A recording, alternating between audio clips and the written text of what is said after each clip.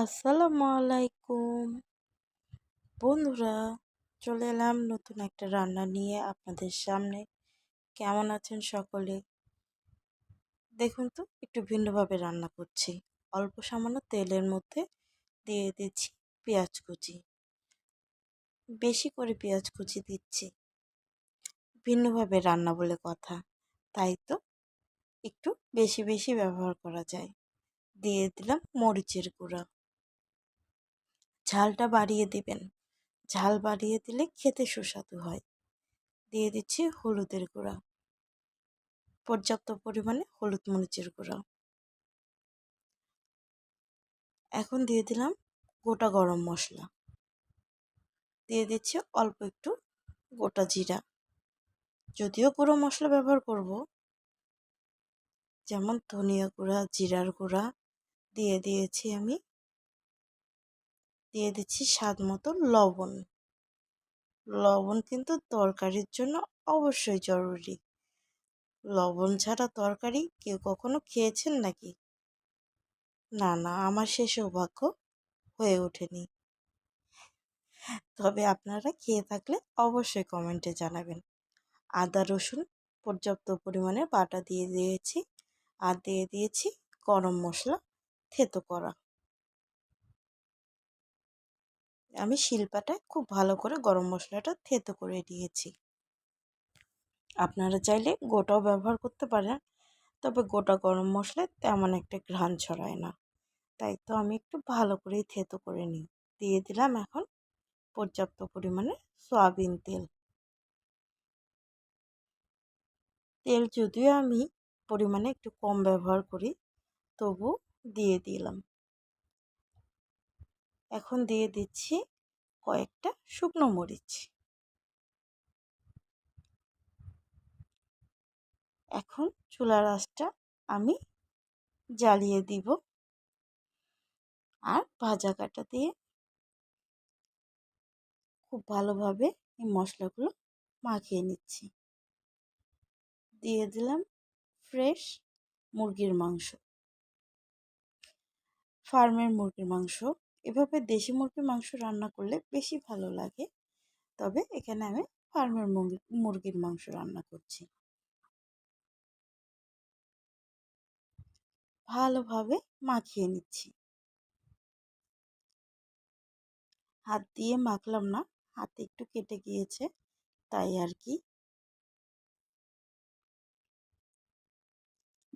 উপর থেকে দিয়ে দিলাম 2-3 ফালি কাঁচামরিচ।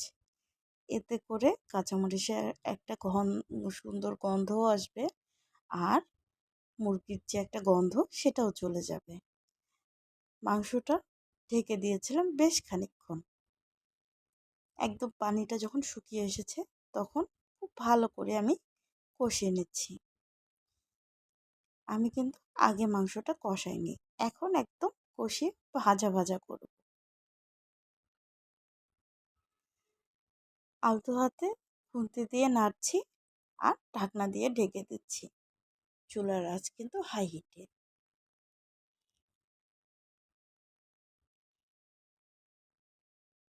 এতে করে মাংসটা সফট হবে, আর সেদ্ধ হয়ে যাবে পুরোপুরিভাবে।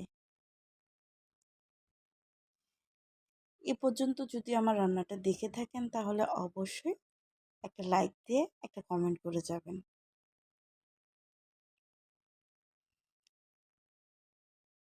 মাংসটা থেকে সম্পূর্ণ তেল উঠে আসতে শুরু করেছে, তবে আমি কিন্তু থামিনি। আমি আরও কিছুক্ষণ এটা কষিয়ে নেব, যে পর্যন্ত না পানি একদম শুকিয়ে যায়।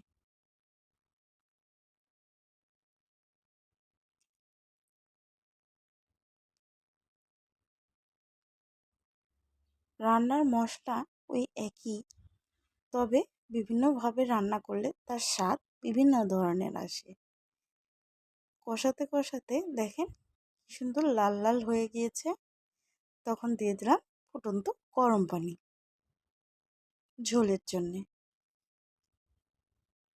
এতে করে মাংসটা ভেতর থেকে একটু সফট হবে, আর অল্প একটু মাখো মাখো টাইপের গ্রেভি হবে।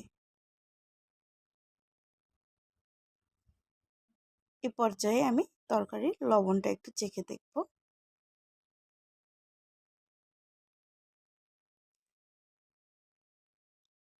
ঠিক আছে সব কিছু। এখন আমি চুলাটা বন্ধ করে দেওয়ার আগে দিয়ে দেব কয়েক টুকরো স্লাইস করা লেবু। খেতে যে কী অদ্ভুত হয় আপনাদের বলে বোঝাতে পারবো না। লেবুটা দিয়ে আমি আর জাল করব না বেশিক্ষণ। ঢাকনা দিয়ে ঢেকে দেব। ঢাকনাটা উঠিয়ে আপনাদের রান্নার শেষ পর্যায়টুকু দেখিয়ে দেওয়ার চেষ্টা করছি। তবে লেবুটা দিয়ে এত সুন্দর একটা স্মেল আসে যেটা আপনার খাবারের ইচ্ছাকে অনেক গুণ বাড়িয়ে দেবে। বাসায় একবার চেষ্টা করে দেখবেন এভাবে রান্না করতে, খুব সহজ উপায়ে হয়ে যায়। আল্লাহ হাফেজ।